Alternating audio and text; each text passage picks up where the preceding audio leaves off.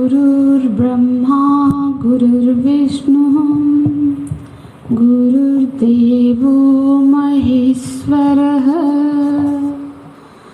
गुरुसाक्षात् परं ब्रह्म तस्मै श्री गुरवे नमः। तस्मै श्री गुरवे नमः।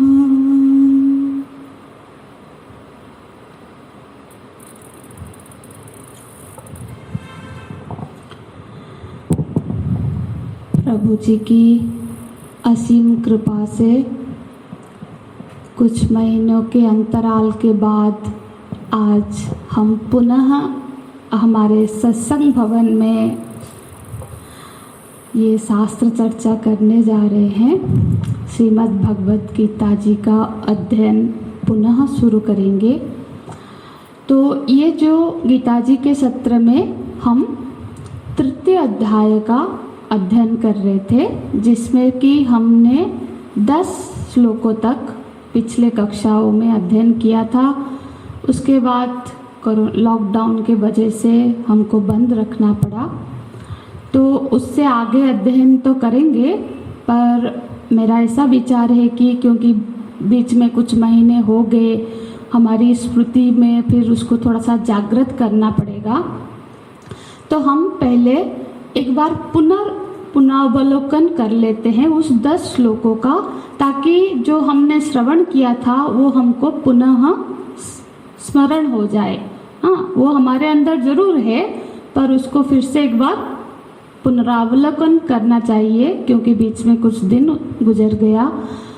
अब उसका पुनरावलोकन करने से पहले एक बार इन 10 श्लोकों का सामूहिक पाठ करते हैं। हाँ,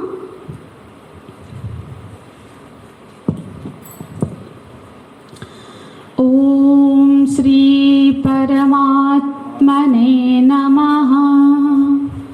अर्जुन उवाच ज्यायसि चेत् कर्मणस्ते मत्ता बुद्धिर्जनार्दन तत्किं कर्मणि घोरे मां नियोजयसि केशव। व्यामिश्रेणेव वाक्येन बुद्धिं मोहयसीव मे तदेकं वद निश्चित्य येन श्रेयोऽहमाप्नुयाम्। श्रीभगवानुवाच लोकेऽस्मिन् द्विविधा निष्ठा पुरा प्रोक्ता मया नघः ज्ञानयोगेन साङ्ख्यानां कर्मयोगेन योगिनां न कर्मणामनारम्भात् नैष्कर्म्यं पुरुषोऽश्नुते न च सन्न्यसनादेवं सिद्धिं समधिगच्छति। न हि कश्चित् क्षणमपि जातु तिष्ठत्य कर्मकृत् कार्यते ह्यवशः कर्म सर्वः प्रकृतिजैर्गुणैः। कर्मेन्द्रियाणि संयम्य यास्ते मनसा स्मरन् इन्द्रियार्थान् विमूढात्मा मिथ्याचारः स उच्यते। यस्तुन्द्रियाणि मनसा नियम्यारभतेऽर्जुन कर्मेन्द्रियैः कर्मयोगम् असक्तः स विशिष्यते। नियतं कुरु कर्मस्त्वं कर्म ज्यायो ह्यकर्मणः शरीरयात्रापि च ते न प्रसिद्धेद कर्मणः यज्ञार्थात् कर्मणोऽन्यत्र लोकोऽयं कर्मबन्धनः तदर्थं कर्म कौन्तेय मुक्तसङ्गः समाचर सह यज्ञा प्रजा सृष्ट्वा पुरोवाच प्रजापतिः अनेन प्रसविष्यध्वम् एष गोस्तिष्ठ कामधुक् एष गोस्तिष्ठ कामधुक्।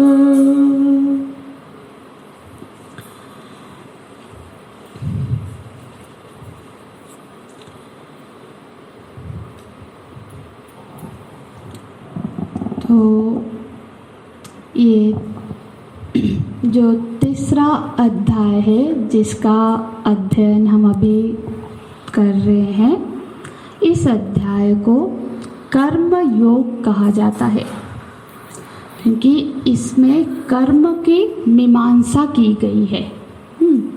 और इस अध्याय का प्रारंभ अर्जुन जी के प्रश्नों से होता है। तो अर्जुन जी का जो प्रश्न है उसकी पृष्ठभूमि क्या है, किस पृष्ठभूमि पर अर्जुन जी के मन में ये प्रश्न उभरे हैं। तो पृष्ठभूमि ये है कि जो द्वितीय अध्याय है जिसका हमने विस्तार पूर्वक अध्ययन किया है, तो द्वितीय अध्याय में भगवान ने, हालांकि ये जो द्वितीय अध्याय है ये गीता जी का मूल उपदेश है, इसी का ही विस्तार बाकी ये जो 16 अध्याय है इसमें हुआ है, क्योंकि भगवान का उपदेश द्वितीय अध्याय में समाप्त हो जाता है। पर क्योंकि अर्जुन जी के मन में वो उपदेश की निष्ठा अभी बनी नहीं है, जो कि उनके प्रश्नों से प्रतीत हो रहा है कि उनको वो समझ प्राप्त नहीं हो पाई है, इसीलिए उनके प्रश्नों के आधार पर फिर भगवान उपदेश करते हैं। पर असल में कोई जो अधिकारी हो, तो जो बोलते हैं ना प्रथम स्तर का अधिकारी है, तो उसके लिए ये द्वितीय अध्याय एनफ है कि उससे उसको ज्ञान प्राप्त हो जाए। और द्वितीय अध्याय में भगवान ने सांख्य योग और मतलब सांख्य बुद्धि और योग बुद्धि दोनों बुद्धियों का विस्तार पूर्वक चर्चा किया है। भगवान ने उसका उपदेश किया है। मतलब दो बुद्धि नहीं है, बुद्धि के दो स्तर है, दो स्थितियां है। सांख्य बुद्धि मतलब आत्मा अनुभूति की स्थिति, ब्रह्मी स्थिति, जिसको भगवान ने अंतिम श्लोक में ब्रह्मी स्थिति कहा, उसी को, क्योंकि ऐसाते अभिहिता सांख्य बुद्धि युगम सुनो, तुम्हारा सुनो। अब तक सांख्य की बात की, अभी बुद्धि का भी सुनो, क्योंकि समाज में हर तरह के अधिकारी वाले व्यक्ति विशेष है, तो उन सबके लिए अलग अलग साधनाएं हैं। तो सांख्य बुद्धि मतलब बुद्धि का वो स्तर जो आत्मा अनात्मा का विवेक कर चुका है। मतलब विवेक, जिस व्यक्ति को आत्मा और अनात्मा का विवेक प्राप्त हो चुका है, जिसने ये पृथक करना, आत्मा क्या है अनात्मा क्या है, ये पृथक करना जान लिया है, उसको कहेंगे सांख्य। ठीक है। अब हमारी क्या होती है, जानना और उसमें निष्ठा बनने में भी भेद है। हाँ, इंफॉर्मेशन होना और वो आत्मसात होना दो अलग चीजें होती है। जैसे कि अब हम लोग में हमारी कभी शरीर में आत्मबुद्धि हो जाती है, कभी कभी तो लोगों को अपने बच्चों में आत्मबुद्धि, मतलब हम किसको सबसे प्रिय अपना आत्मा मान बैठते हैं। तो जब हम आत्मा को अनात्माओं से अलग करके समझ हमारी पैदा हो जाती है, वो ज्ञान हो जाता है, तो वो बोला जाएगा सांख्य की स्थिति है। तो गीता जी के द्वितीय अध्याय में ज्यादातर श्लोक को सांख्य बुद्धि का वर्णन किया जाता है, इसलिए उस अध्याय को भी सांख्य योग कहा जाता है, द्वितीय अध्याय का नाम है। तो पर सांख्य योग क्यों, उसको सांख्य में भगवान ने ज़्यादा श्लोक बताए, क्योंकि जो अर्जुन जी की स्थिति क्या थी, शोक और मोहग्रस्त थे, और शोक और मोह की निवृत्ति, हाँ, अत्यंतिक निवृत्ति सांख्य योग में, ज्ञान में ही संभव है। हाँ, तो इसीलिए सांख्य में स्ट्रेस दिया गया, पर उसके बावजूद भगवान ने योग बुद्धि मतलब कर्म योग की स्थिति का भी प्रशंसा की है। क्योंकि जो कर्म योग है, कर्म योग में फर्क है। कर्म जब ईश्वर अर्पित कर्म बनने लग जाता है, फिर हम उसको बोलते हैं कर्म योग। तो कर्म योग की भी प्रशंसा इसीलिए की गई है क्योंकि वो स्थिति भी बड़ी उदात्त स्थिति है। जो साधारण हमारे कर्म, हम अपने लिए कर्म कर रहे हैं, जो प्रभु को समर्पित होकर कर्म करना, ऐसी स्थिति यदि किसी की बन जाती है, वो भी एक बहुत उदास स्थिति है। क्योंकि उसके बाद फिर उसको धीरे धीरे करके अंतःकरण उसका निर्मल होता रहता है और वो सांख्य बुद्धि का अधिकारी बन जाता है। तो यहाँ पे दोनों बुद्धियों का वर्णन करने के साथ साथ भगवान ने जब अर्जुन जी को डायरेक्ट उपदेश किए तो क्या बताए, युद्धस्व भारत। द्वितीय अध्याय में अर्जुन जी को क्या भगवान ने कहे, अर्जुन युद्ध करो, तुम उठो युद्ध करो। तो इस तरह से अर्जुन जी के मन में फिर प्रश्न उठता है कि भगवान, आप तो महिमा, मुझे आपके उपदेश से ऐसा प्रतीत हो रहा है कि आप सांख्य योग को कर्म योग से श्रेष्ठ मानते हैं, हाँ, और फिर वो श्रेष्ठ वस्तु का उपदेश मुझे ना करके आप कर्म योग का उपदेश क्यों कर रहे हैं कि तुम युद्ध करो। तो ये तो एक प्रश्न है कि अर्जुन जी प्रश्न करते हैं कि यदि भगवान सांख्य योग श्रेष्ठ है तो मुझे सांख्य योग का उपदेश ना करके, कर्म सारा त्याग करके संन्यास बन जाओ ना बोल के क्यों बोल रहे हैं कि युद्ध करो। एक ये है। दूसरी बात है कि आप तो अर्जुन जी क्या बोलते हैं, जायसी चेत कर्मणास्ते। तो ये सांख्य योग जायसी, हाँ, हम हर श्लोक को थोड़ा थोड़ा देखेंगे क्योंकि थोड़े थोड़े संक्षिप्त में जो सारे श्लोकों का एक बार पुनरावलोकन कर रहे हैं।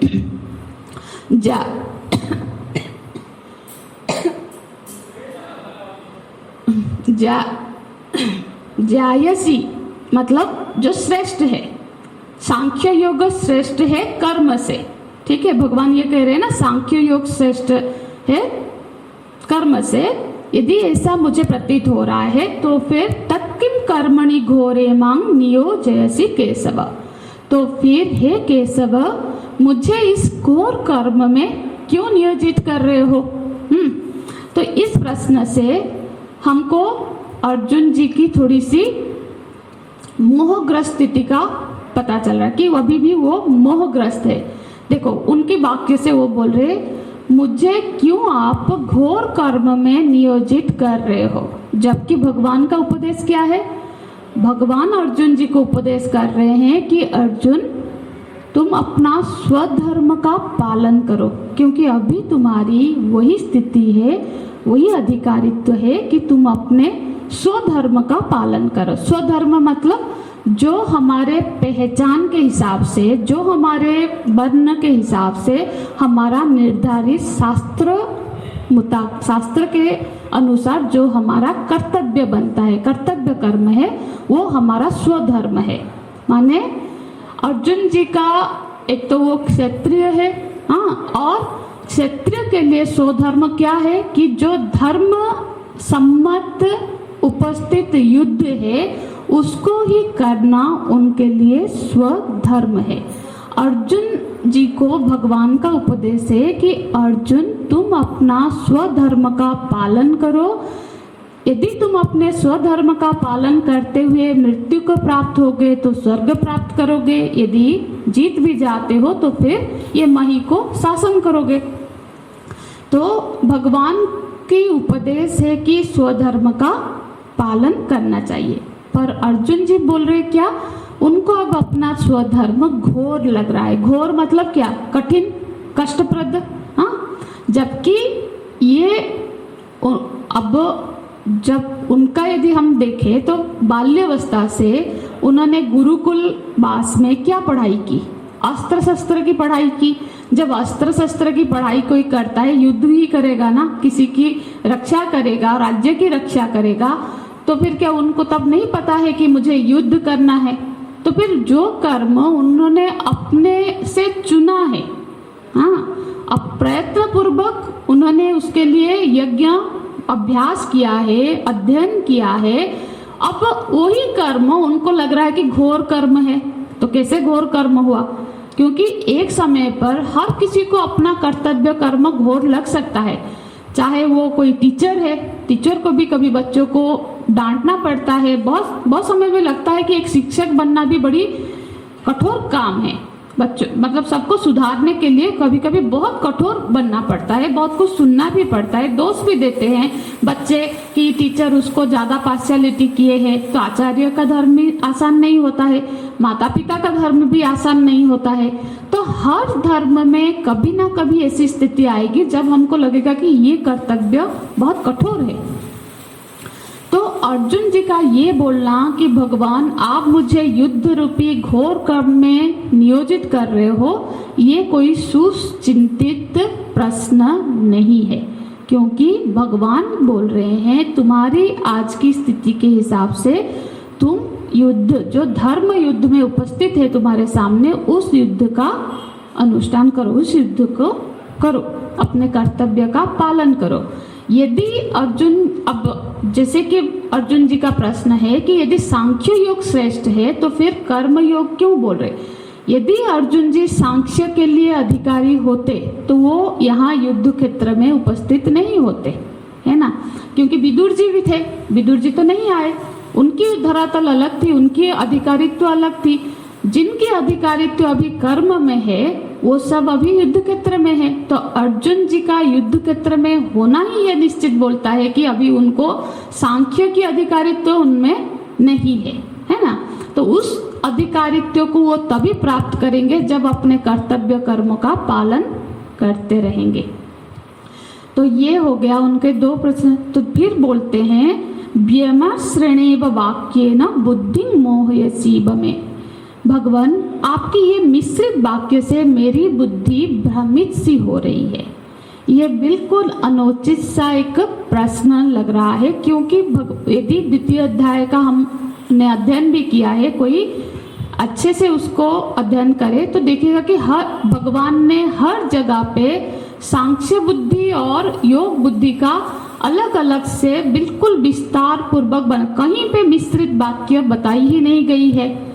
तो ये तो बिल्कुल सही प्रश्न नहीं है। वो भगवान की वाणी है, भगवान की वाणी पर उसमें तो कोई संदेह कि वहाँ मिश्रित वाक्य भगवान ने बताया, ये तो बनता ही नहीं है।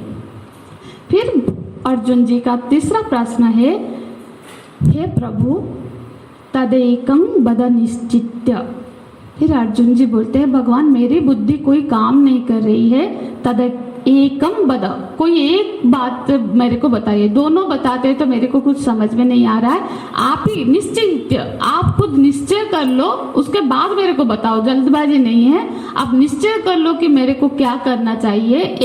एक वाक्य मुझे बोलो, श्रेय हम अपने, जिससे कि मेरा श्रेय हो, मेरी मंगल हो। हाँ, तो अर्जुन जी के ये 3 प्रश्न है। तो इन प्रश्नों के आधार पर भगवान अपना उपदेश प्रारंभ करते हैं। तो पहले तो भगवान जो उनकी द्वितीय प्रश्न है कि व्यामी श्रेणेव वाक्येन, इसका उत्तर देते हैं कि भगवान बोलते हैं अर्जुन कोई मिश्रित वाक्य का वर्णन नहीं हुआ है। दोनों बुद्धि की, दोनों निष्ठा की हमने चर्चा की है। एक है सांख्य बुद्धि और एक है योग बुद्धि। दोनों को अलग अलग से समझाया है, दोनों की अलग अलग अधिकारित्व है। जैसे कि सांख्य बुद्धि और योग बुद्धि ऐसा नहीं है कि हम खड़े हैं और दो तरफ दो मार्ग है, इधर जाएं या उधर जाए, नहीं। ये इस तरह से है कि पहले योग बुद्धि का अनुसरण करते करते जब सांख्य बुद्धि की अधिकारित्व आती है, अंतःकरण शुद्ध होता है, तब सांख्य में निष्ठा प्राप्त होती है। तो भगवान बोलते हैं लोकेस्मिन् द्विविधा निष्ठा पुरा प्रोक्ता मया नघ। हे अनघ, अनघ मतलब हे निष्पाप अर्जुन। भगवान की वाक्य देखो, अर्जुन ने भगवान पर मानो कि थोड़ा सा आक्षेप किया है, पर भगवान तो कृपालु है, बोलते हैं हे निष्पाप, मतलब तुम्हारे मन में जैसा था तुमने वैसा किया, कोई छल कपट नहीं किया है, उससे भी भगवान प्रसन्न हो रहे हैं।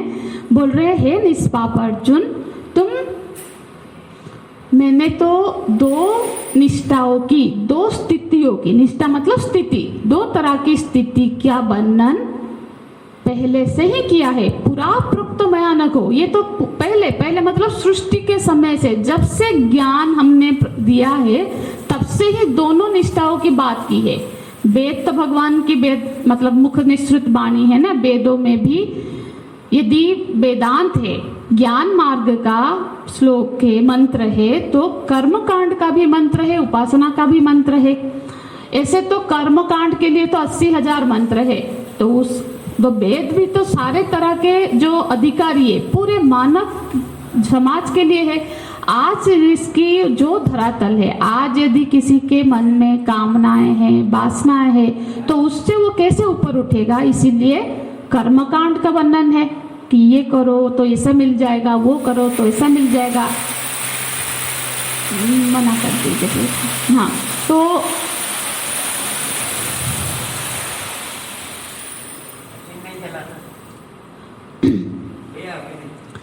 इस तरह से कि भगवान ने कहा कि पहले से ही हमने मतलब वेद के अध्ययन में भी हमने हमेशा से सृष्टि के प्रारंभ से जब हमने ब्रह्मा जी को उपदेश किया तभी भी दो तरह का निष्ठा की, दो तरह की स्थिति की वर्णन की है। जैसे एक तो है आत्म अनुभूति ब्राह्मी स्थिति, दूसरी है कर्म की स्थिति। ये दोनों धरातल की बात स्पष्ट विभेद करके समझाया गया है। तो लोकेस्मिन् द्विविधा निष्ठा पुरा प्रोक्ता मया नघ। हे अनघ, मैंने बहुत पहले से ही, ना कि सिर्फ तुम्हें ही नहीं, पूरे पूर्व काल से ही, ब्रह्मा जी से ही हमने दोनों तरह की निष्ठाओं की चर्चा की है। तो एक तो ज्ञान निष्ठा है सांख्य की, और एक है कर्मयोग की। तो ये तो था भगवान पहले दूसरे प्रश्न का उत्तर देते हैं कि जो अर्जुन जी ने बताया आक्षेप पूर्ण भाव से कि आपने बेमस जो मिश्रित वाक्य बोल के मेरी बुद्धि को भ्रमित कर रहे हो। तो भगवान ने कहा कोई मिश्रित वाक्य नहीं है, ये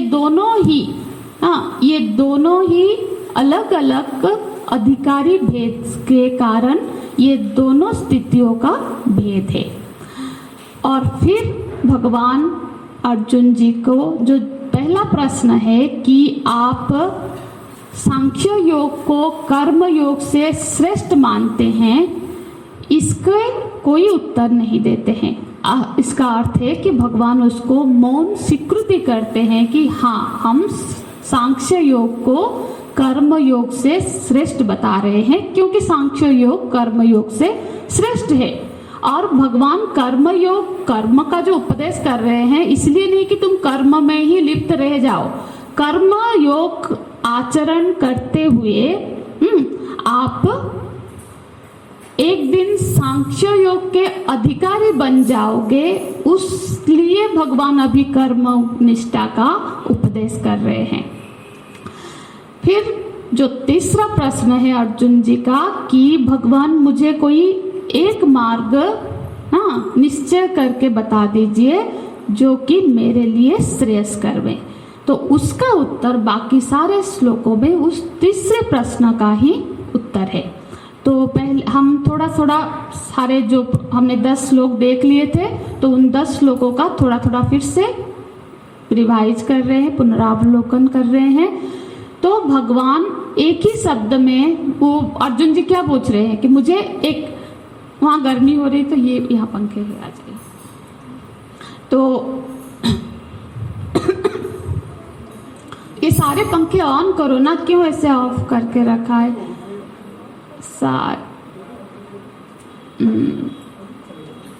हाँ, तो एक, हाँ यहाँ पे भी है था,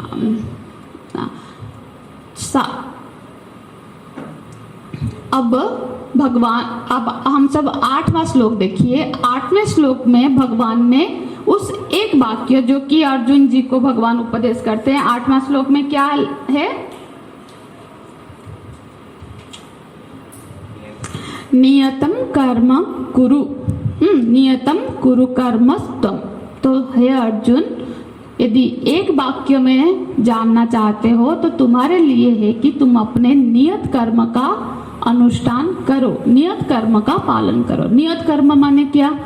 नियत कर्म मतलब अपने कर्तव्य कर्म, जो चीज भगवान ने पहले भी कहा था कि तुम युद्ध करो, क्योंकि उस समय युद्ध अर्जुन जी के लिए नियत कर्म है, कर्तव्य कर्म है, स्वकर्म है, तो उसी का उपदेश किया था। और अभी भी भगवान बोल रहे हैं कि तुम्हारे लिए अभी श्रेयस्कर यही है कि तुम अपना नियत कर्म का अनुष्ठान करो। तो नियत कर्म का अनुष्ठान करो। तो क्यों ऐसा मैं बोल रहा हूँ, क्यों भगवान बोल रहे हैं कि क्यों मैं तुम्हें ये उपदेश कर रहा हूँ कि तुम अपने नियत कर्म का अनुष्ठान करो? इसके लिए कुछ कारण बताते हैं, कुछ हेतु देते हैं। तो हम श्लोक 4 से ही देखेंगे। तो ये है हेतु कि क्यों अर्जुन जी को भगवान कर्म योग का उपदेश कर रहे, सांख्य योग का उपदेश अभी नहीं कर रहे, उसका हेतु भगवान देते हैं। पहला हेतु क्या है? 4 नंबर श्लोक, न कर्मणाम अनारंभात् नैष्कर्म्यं पुरुषाश्नुते। हे अर्जुन, हे पुरुष श्रेष्ठ, कोई भी पुरुष, पुरुष का अर्थ यहाँ साधक है, कोई भी साधक कर्म का आरंभ किए बगैर, कोई भी सोचे कि मैं कोई कर्म आरंभ ही नहीं करूं, कर्म करूं तो उसका फल होगा तो फिर पाप होगा, पुण्य होगा, मेरे को फिर वो कर्म बंधन होगा, तो शुरू ही नहीं करते हैं कर्म, तो फिर तो हो जाएगा, हाँ मैं पाप पुण्य से परे उस स्थिति को, निष्कर्म्य स्थिति को प्राप्त हो जाऊंगा, क्योंकि कर्म ही नहीं तो मेरे को बांध रखा है ना। तो यदि कर्म ने बांध रखा है तो चलो कर्म का आरंभ ही नहीं करते हैं। तो भगवान यहाँ स्पष्ट बता देते हैं, न कर्मणाम अनारंभात्। यदि तुम ऐसा सोच रहे हो कि कर्म का आरंभ न करने से तुम नैष्कर्म्य स्थिति को प्राप्त कर जाओगे, तो ये नहीं होता होगा कि कर्म का त्याग कर देने मात्र से कोई उस नैष्कर्म्य स्थिति को प्राप्त नहीं हो सकता है। नैष्कर्म्य का मतलब, नैष्कर्म्य मतलब वही ब्राह्मी स्थिति, जिसकी सांख्य स्थिति, जिसकी हम अभी तक चर्चा कर रहे थे, उस ब्राह्म नैष्कर्म्य मतलब जहाँ कर्म का सर्वथा अभाव है। कर्म का अभाव कहाँ है? कर्म का अभाव तो सिर्फ आत्मा में ही है ना, आत्मा ही तो अकर्मा है।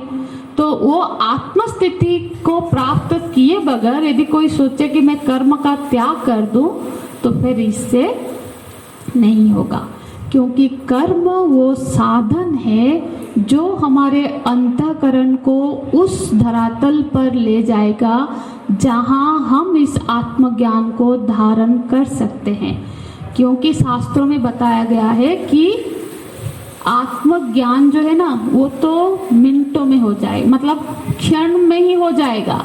यदि हमारी तैयारी है तो गुरु बोलते हैं तत्त्वमसि, तो वो समझ जाता है।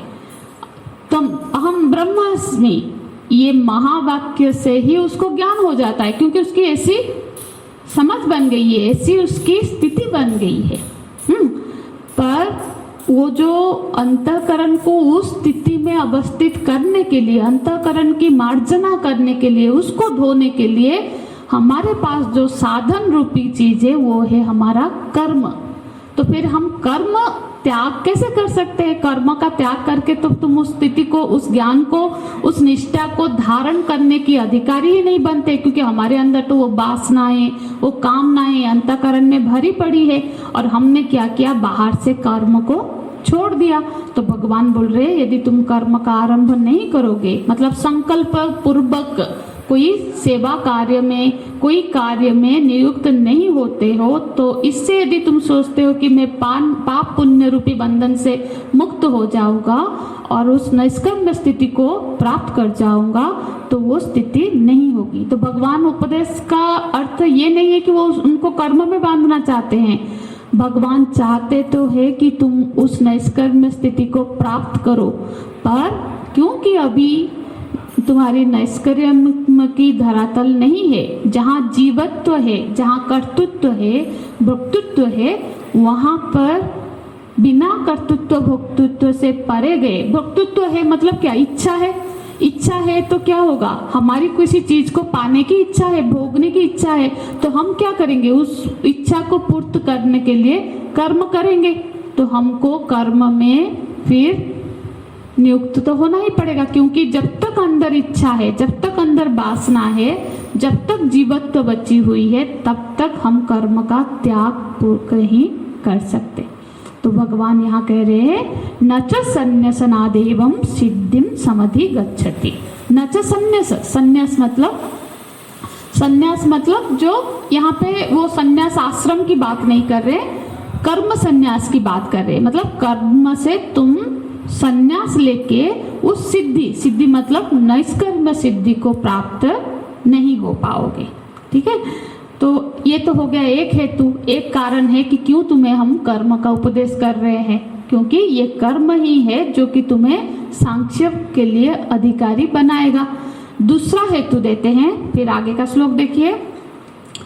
दूसरा हेतु देते हैं कि असल में तो तुम कर्म त्याग कर ही नहीं सकते। नहीं कश्चित क्षणमपि जातु तिष्ठत्य कर्मकृत, क्योंकि कोई क्षण भर के लिए भी, क्षण मात्र के लिए भी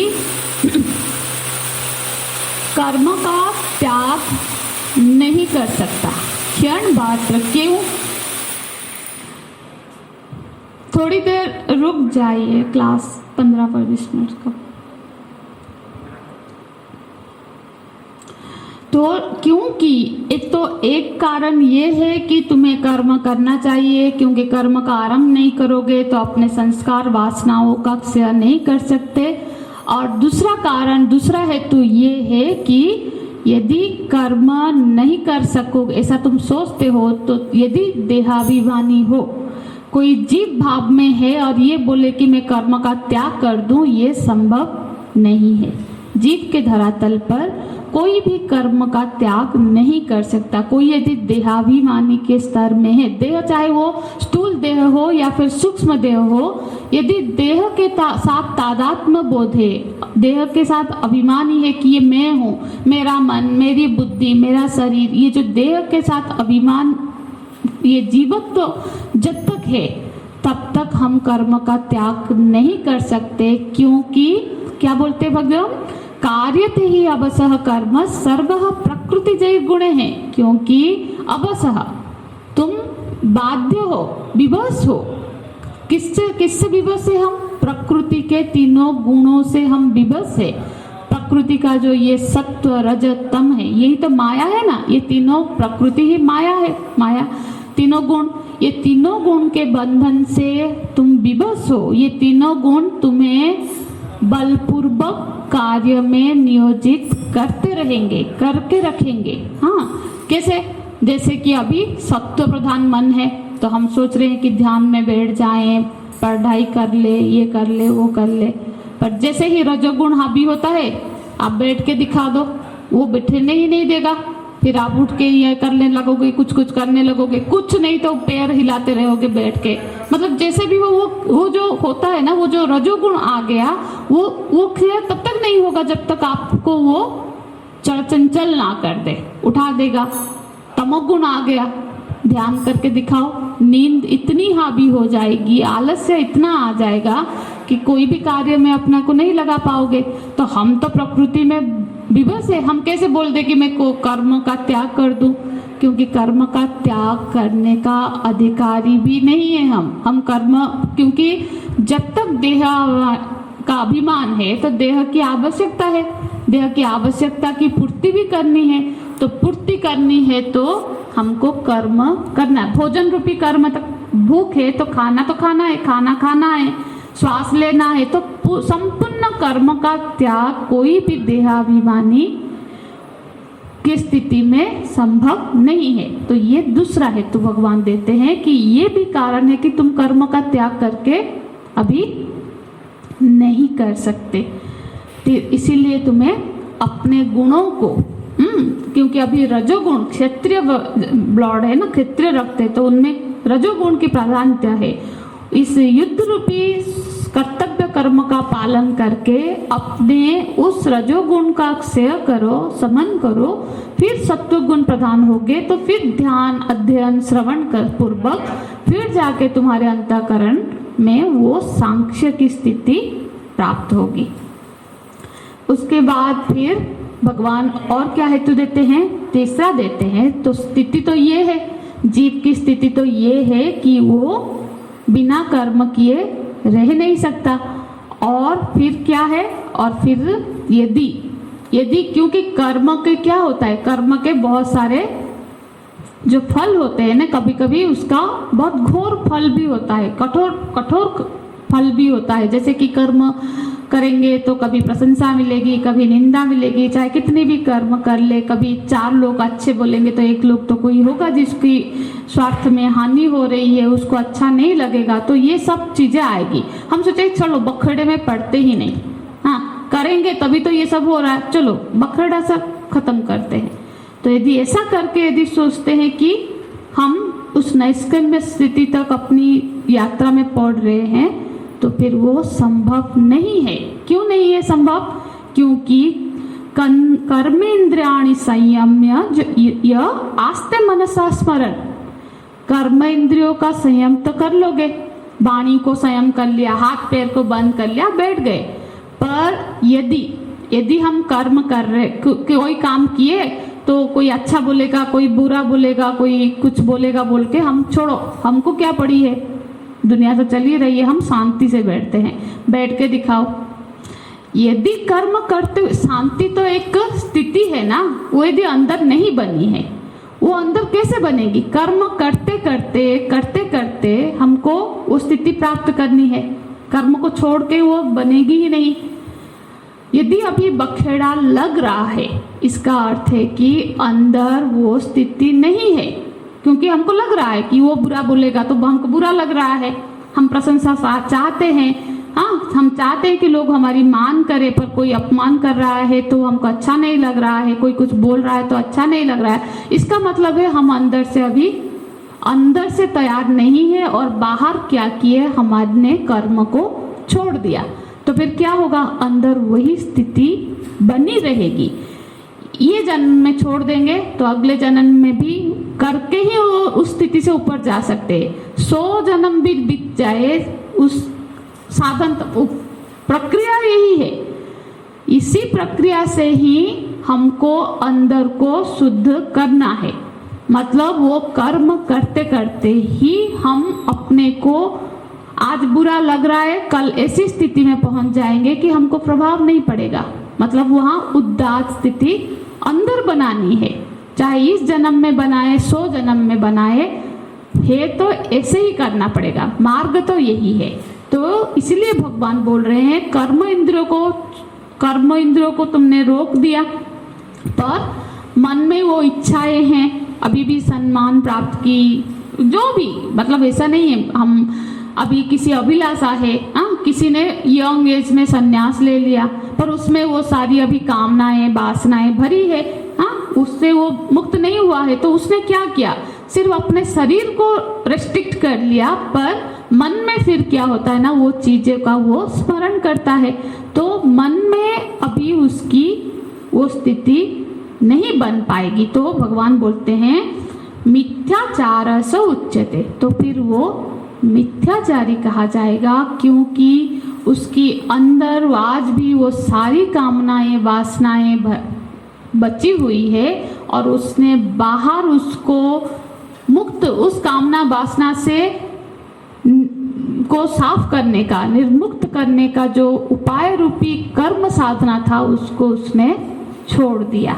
तो फिर वो स्थिति ही उस स्थिति के साथ ही वो ये देह त्याग करेगा। फिर जो भी जन्म लेगा उस अंतःकरण की उसी स्थिति के साथ ही जन्म करेगा। हम तो, हमारा प्रोसेस क्या है, अंतःकरण को हम कितना, हमारा जितना भी आयु है उतने में हम अंतःकरण को कितने उदास स्थिति तक ले जाए, ये हमारी कोशिश है।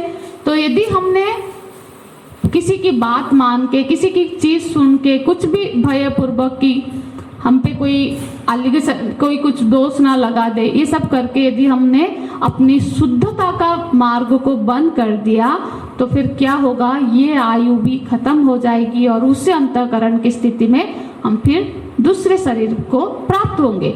वहां पे भी हमको उसी प्रोसेस से जाना पड़ेगा, है ना। तो पर इससे विपरीत उसका अगला जो श्लोक है वो इससे विपरीत है। ये और एक व्यक्ति है, वो क्या कर रहा है, यस्तु इंद्रियाणि मनसा नियम्या रवते अर्जुन। इसने क्या किया, कर्म इंद्रियों से कर्म कर रहा है और मन को क्या कर रहा है, कंट्रोल कर रहा है। अब जो कर्म करते हुए आज हमने कुछ किया तो क्रिटिसाइज किसने कर लिया, हाँ, तो हमने उस डर से वो काम ही छोड़ दिया। छोड़ो, कौन छोड़ो, आपको ना बजेगी बांस जो, तो कोई कुछ कहेगा कि नहीं।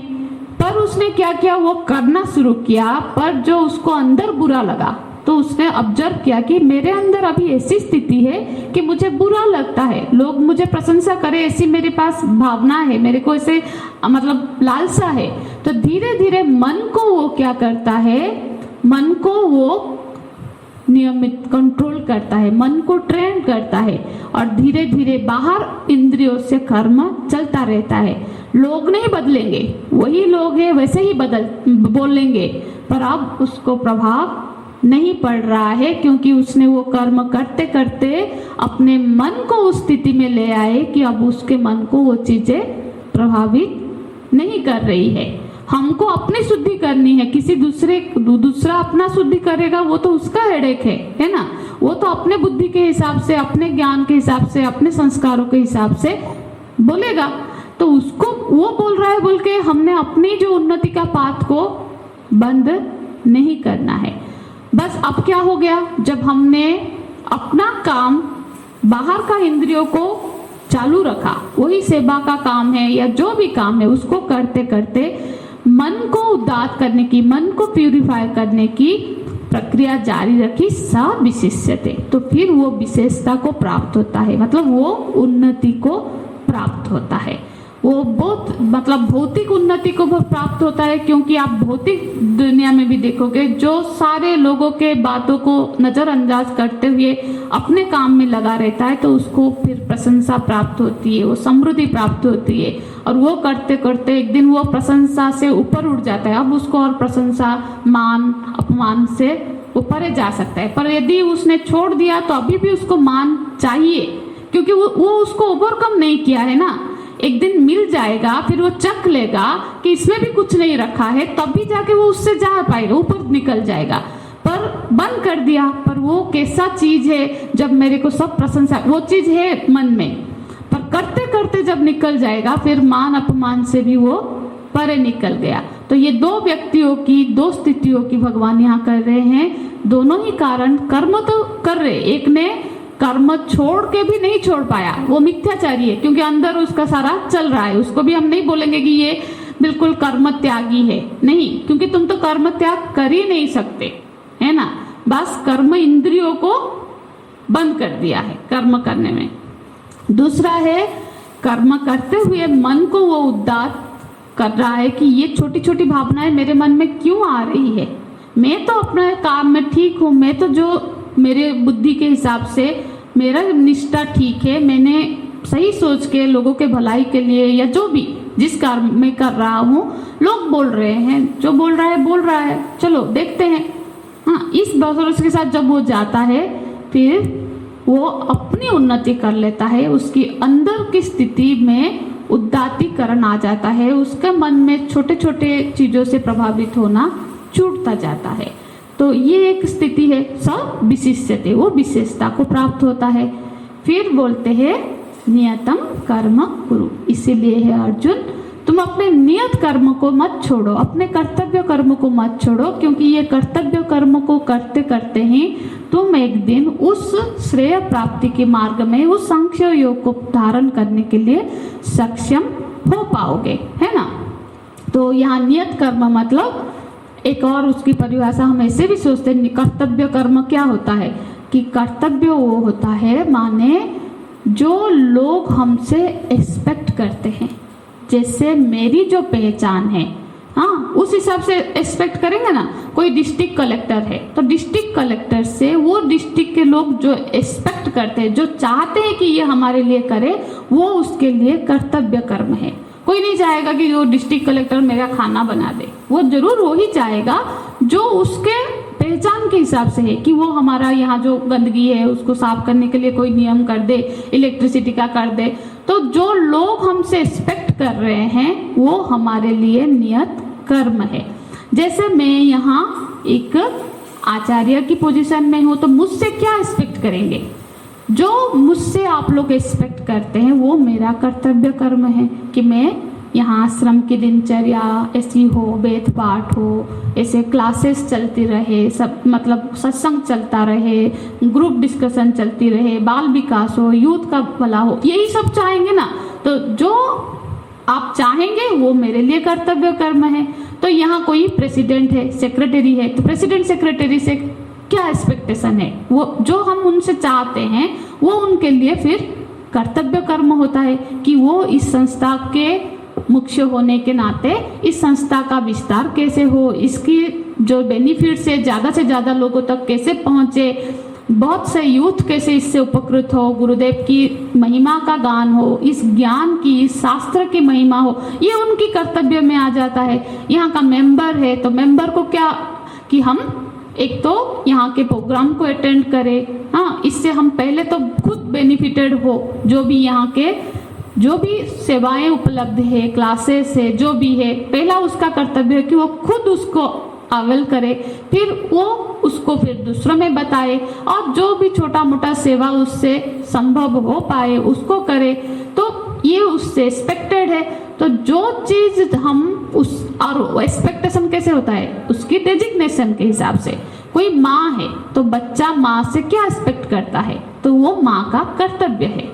हाँ, कोई पिता है तो बच्चा पिता से जो एक्सपेक्ट करता है वो पिता का कर्तव्य हो जाता है।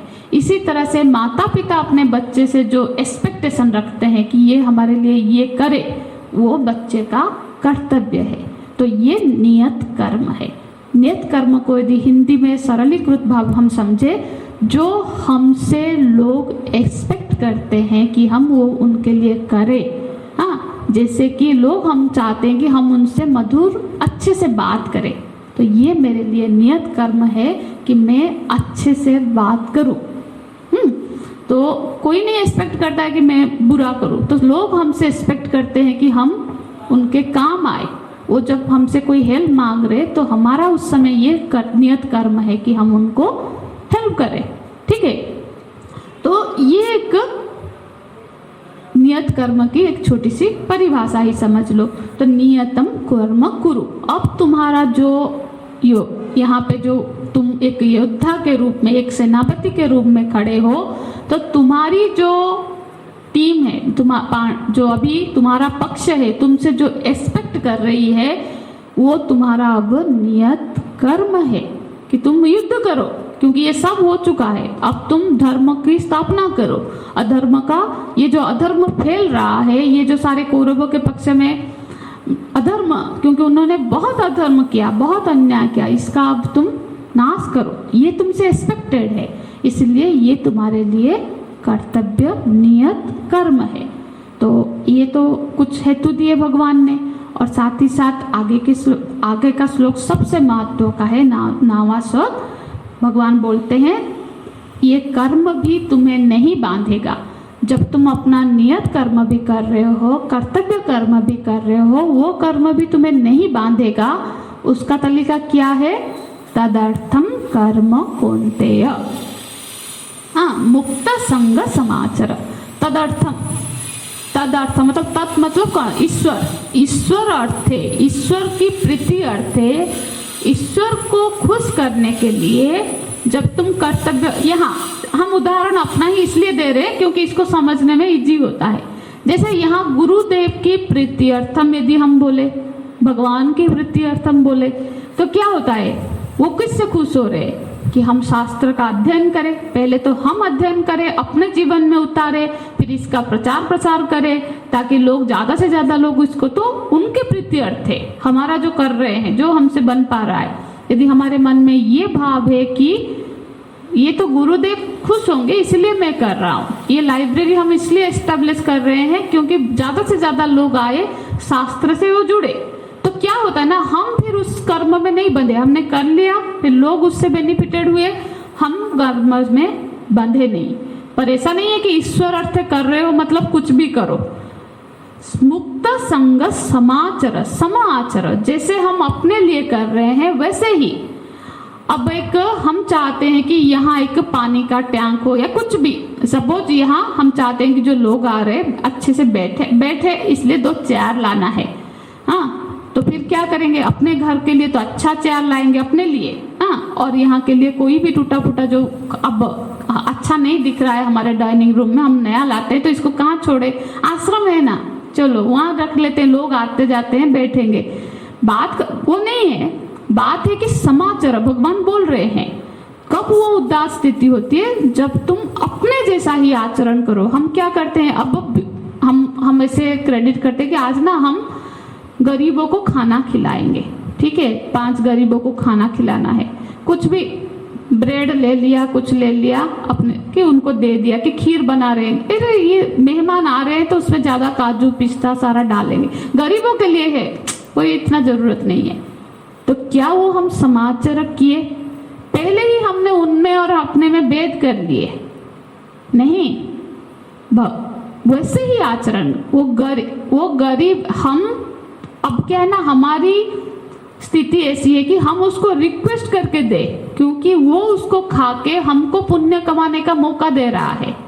हाँ, वही तो दान होता है ना, दान हमेशा झुक के किया जाता है, क्योंकि तुम ये ग्रहण करके मुझे पुण्य कमाने का सौभाग्य प्रदान कर रहे हो। हाँ, तो इसीलिए जब समाचार मतलब हमारे मन उदात हो, हम जैसे मेहमानों के लिए बना रहे हैं वैसे ही हम उनके लिए भी उतने प्यार से, अच्छे से, जितना हमारा सामर्थ्य है अच्छे से बनाए, फिर खिलाए, तो उसका फिर फल ज्यादा होता है। ऐसी हमारी स्थिति मन की होनी चाहिए। तो भगवान ये उपदेश करते हैं कि कर्म तुम्हें तब नहीं बांधेगा जब तुम उसको ईश्वर अर्पित भाव से अनुष्ठित करो। कि ये जो 4 गरीबों को मैं खिलाने जा रही हूँ, मैं गरीबों को, उसके शरीर नहीं, मैं भगवान के प्रीति अर्थ है, क्योंकि सब में भगवान है, तो मैं 5 जो वैश्वानर के रूप में भगवान उनके अंदर बैठे हैं उनको भोग लगा रही हूँ, तब वो हो जाएगा तदर्थे कर्म। हाँ, समाचार और समान आचरण करके। यदि हमने वहाँ पक्षपातिता की, अपने घर के लिए काजू डाल दी कि अपनी बच्ची के लिए अलग से बनाया और 5 और बच्चियां गरीब जो झोपड़ से बुलाए हैं उनके लिए अलग किया, तो फिर समाचार नहीं हुआ।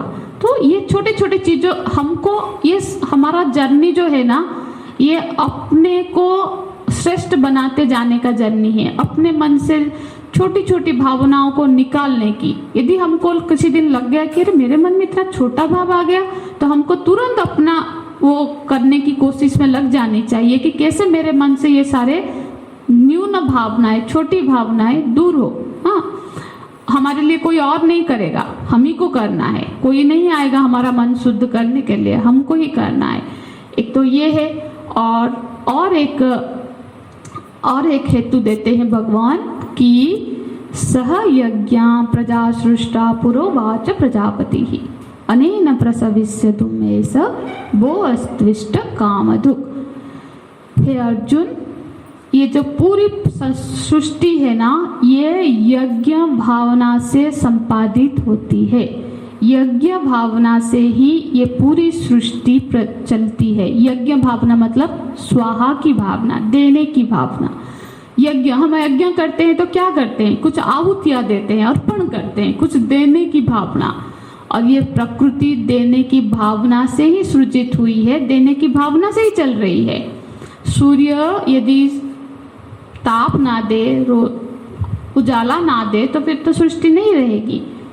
मेघ बारिश ना दे, जल पृथ्वी हमको धारण ना करे, तो ये देने की भावना से। वृक्ष यदि फल ना दे, तो ये देने की भावना से ही ये सृष्टि चल रही है। और देने की भावना, ये यज्ञ भावना तभी पोषित होती है जब हम कर्म करते हैं, है ना। तो ये कर्म करने की जो भावना है ना, ये ब्रह्मा जी ने प्रजा सृष्टा पुरोवाच प्रजा, प्रजापति मतलब ब्रह्मा। ब्रह्मा जी ने जब सृष्टि की सृजना की, उसी समय सबके अंदर ये देने की भावना डाल के दी है। हम सब प्राकृतिक रूप से सबके अंदर देने की भावना भरी है। हम यदि वो देना नहीं करते हैं, और देना कैसे होगा? देने के लिए कुछ कर्म तो करना पड़ेगा, कर्म के माध्यम से ही हम देंगे। अब मैं मतलब हम वो कभी भी कोई कुछ चीज नहीं प्राप्त कर सकता जब कोई हमको कोई चीज तभी तक नहीं मिलेगा जब हमको कोई देगा नहीं, है ना। ज्ञान भी हो, यदि हमारे गुरुजनों ने हमको कृपा पूर्वक ज्ञान नहीं दिया होता तो हमको कैसे मिलता, है ना। शिक्षकों ने हमको नहीं दिया होता, माता पिता ने हमको सिखाया नहीं होता तो हमको कैसे मिलता। तो ये हर चीज जो हमको प्राप्त हुई है वो किसी के देने से प्राप्त हुई है। तो फिर अब कोई बोलेगा कि मैं तो देना तो चाहता हूँ, यज्ञ मतलब देने की भावना, स्वाहा की भावना, तो देना तो चाहता हूँ, मेरे पास कुछ नहीं है, ये कभी हो नहीं सकता। क्योंकि शास्त्रों में कहा गया है कि ऐसा कोई शब्द नहीं है, जो ऐसा कोई अक्षर नहीं है जिसमें मंत्र की शक्ति ना हो, ऐसा कोई वृक्ष नहीं है जिसमें औषधीय गुण ना हो। हाँ, हम उसकी मात्रा का हमको पता होना चाहिए। और ऐसा कोई मनुष्य नहीं है जिसमें कोई गुण ना हो, मतलब बिल्कुल बेकार कोई नहीं है। हाँ, बस कमी कहाँ है? अपने उस चीज को यूटिलाइज करने की, उसको यूज करने की कमी है। हाँ, तो हम अपने पास जो है ना उसको यूज नहीं कर पाते। क्या चाहिए? कोई आया, हमको देना है भोजन, कोई आया है तो भोजन है तो भोजन दो, भोजन नहीं है तो जल के लिए पूछो, जल नहीं है तो बैठने के लिए स्थान ही दे दो। ठीक है, स्थान भी नहीं है तो थोड़ा मधुर वचन ही बोलो। बात है कि उसको तृप्त करो। कोई कुछ मांगा, नहीं भैया मैं तो नहीं है, अरे जा नहीं है, वो भी तो है ना कि हम उसको तृप्त कर सकते हैं। ना दे के भी उससे मधुर बात करने से वो बोला ठीक है बेचारा नहीं है, उसको भी बुरा नहीं लगेगा। तो देने के लिए भगवान ने किसी को इतना निकम्मा बनाया ही नहीं कि वो कुछ ना दे सके, है ना। तो कोई गरीब नहीं है, सब कोई धन से दे सकता है, कोई वाणी से दे सकता है, कोई प्रेम दे सकता है, प्रेम तो दे सकते हैं, जगह दे सकता है, पानी दे सकता है ना। देने का भावना होना चाहिए। हाँ, तो ऐसे तो 5 यज्ञ प्रतिदिन करने का उपदेश हमको शास्त्र देते हैं। क्या 5 यज्ञ हैं जो कि प्रतिदिन अनुष्ठान होना चाहिए? एक है ऋषि यज्ञ। ऋषि यज्ञ मतलब जब हम शास्त्रों का अध्ययन करते हैं उसको कहते हैं ऋषि यज्ञ। तो शास्त्र का अध्ययन प्रतिदिन होना चाहिए। चाहे ये गीता जी का एक अध्याय पाठ करो, एक श्लोक की पाठ करो, भागवत का पाठ करो, जिसमें शिव पुराण का पाठ करो, जिसमें जिसके जैसी समझ बन पा रही है, हर रोज कोई ना कोई शास्त्र का अध्ययन होना चाहिए। इसको बोलते हैं ऋषि यज्ञ, और इससे हम ऋषि ऋण से मुक्त होते हैं। दूसरा है ऋषि, और एक है पिता माता का। मतलब एक तो ये होना चाहिए पिता माता के प्रति या फिर पूर्वजों के प्रति हम यदि तर्पण क्रिया करते हैं उसको बोलते हैं पितृ यज्ञ, है ना। और फिर हम क्या है, पशु पक्षी में से किसी को भी भोजन करवाते हैं तो वो होता है प्राणी यज्ञ, है ना। और देव यज्ञ मतलब आहुति दिया। अब तो आहुति नहीं दे पा रहे हैं, मतलब हम कर्म कांड नहीं जानते हैं, तो कहीं पे भी मंदिर में दिया, कहीं पे देव यज्ञ तब होगा जब किसी देवता के नाम पे हम अपने घर में ही सही उनके नाम पे कुछ भोग लगाए तो वो देव यज्ञ कहलाएगा। तो इस तरह से हमको प्रतिदिन इन यज्ञों का पालन करना चाहिए। और फिर क्या होता है कि यज्ञ करने के लिए, देने के लिए हमको अर्जन भी करते रहना चाहिए। जैसे कि एक अर्जन करने का समय होता है, जैसे कि विद्या अर्जन के लिए, इसलिए हमारे शास्त्रों ने गुरुकुल में जब कोई अर्जित करता है ना, मतलब पढ़ाई के समय में उसको सारे दायित्व से मुक्त रखा जाता है कि वो बिल्कुल अच्छे से ज्ञान का अर्जन कर ले। जो जिस फील्ड में जाएगा, चाहे वो कृषि कार्य करे, वाणिज्य करे, पर अच्छे से अर्जन करे, तो वो समाज का, हमेशा गुरुकुल समाज का एक हिस्सा होता था। उसकी पालन पोषण की रक्षा समाज करती थी। समाज से पैसा लेके गुरुकुल का जो निर्वाह होता था। क्यों? क्योंकि ये जो पढ़ के आएंगे ये समाज को फिर देंगे।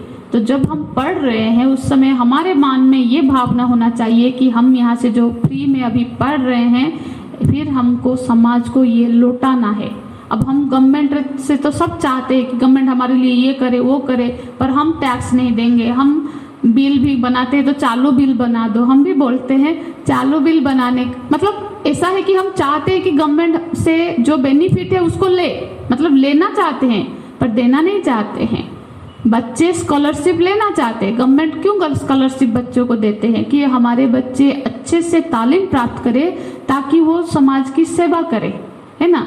पर हमारी आजकल पढ़ाई के समय हमारा यही मनोवृत्ति रहता है कि मैं अपने लिए बच्चों में ज़्यादा अभी आ रहा है कि मैं ज़्यादा पैसा कमाऊं, अपना बड़ा घर करूं, अपना, मतलब ये जो भावना कि हमने किसी की मतलब किसी के कृपा से, चाहे वो समाज से हो, गुरु से हो, जिससे हो, हमको ये मिला है तो हमको वो देना भी है।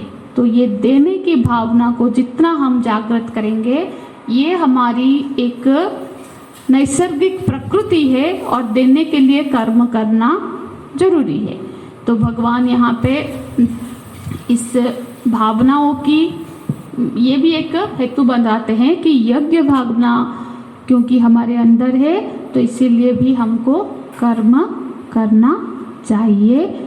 तो यहाँ पे आज समाप्त करते हैं। हरि ओम तत्सत। ओम पूर्णमदः पूर्णमिदं पूर्णात् पूर्णमुदच्यते पूर्णस्य पूर्णमादाय पूर्णमेवावशिष्यते। ओम शांति शांति शांति। हरि ओम। श्री गुरुभ्यो नमः। हरि ओम। अच्छा एक फोटो ले लीजिए, ग्रुप में छोड़ देना।